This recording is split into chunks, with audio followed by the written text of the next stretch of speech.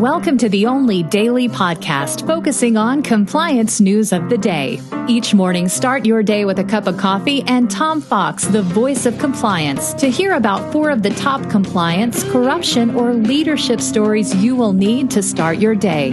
The Daily Compliance News is a production of the Compliance Podcast Network. November 27, 2020, the Americans Imprisoned edition.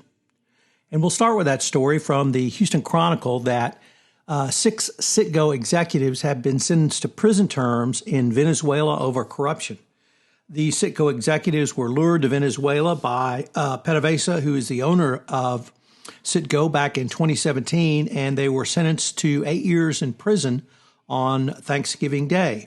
The trial was, of course, just a show trial with the defense really no evidence at all against the defendants. Press and representatives for the defendants were not allowed in trial, although they did have counsel.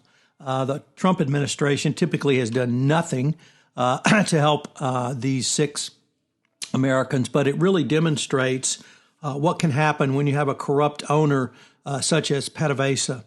For them to be lured to a corporate meeting and then stormed in by military and special police for arresting is just a complete violation of every international norm and certainly business. So we wish the 6 Americans and their U.S. citizens well, and hope the Trump administration will get off its collective duff and do something. Next up, EY just continues to be battered in Germany, as now the German audit watchdog has told prosecutors that EY may have acted criminally during its work for Wirecard. This step significantly escalates the legal and reputational risk for the accounting firm. It is the first time a government agency has said EY may have broken the law during its audits of Wirecard. Munich prosecutors told the FT they were evaluating evidence filed by watchdogs Opus and have yet to come to a conclusion. But Opus is an independent government body overseeing Germany's audit industry, which launched an investigation into EY's work after Wirecard imploded.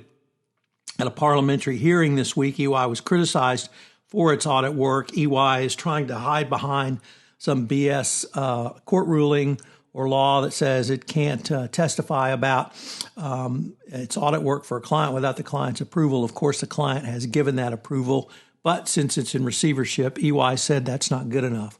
So I don't know if this is going to bring down EY, but it's certainly not a good sign. From the New York Times, Purdue Pharma has pled guilty to its role in the opioid crisis, that it misled federal government about sales of OxyContin. The admission brought a formal end to the extensive federal investigation. Purdue's chairman acknowledged in a remotely conducted hearing that in order to meet sales goals, the company told the DEA that it created a program to prevent OxyContin from being sold on the black market, even though it was marketing the drug to more than 100 doctors suspected of illegally prescribing the drug. Purdue Pharma also pled guilty to paying illegal kickbacks to doctors who prescribed OxyContin and to electronic records company for targeting physicians with alerts. So the criminal part of the Purdue Pharma continues. It's still not clear whether any individuals will be either civilly or criminally prosecuted in this case.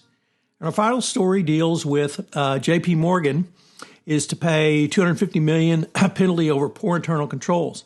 Top banking regulator, the OCC, Office of Comptroller of the Concurrency, fined JPMorgan $250 million over deficiencies in internal controls and internal audit practices. The Daily Compliance News is a production of the Compliance Podcast Network and a proud member of C-Suite Radio. Thanks so much for listening. I hope you'll join me again tomorrow.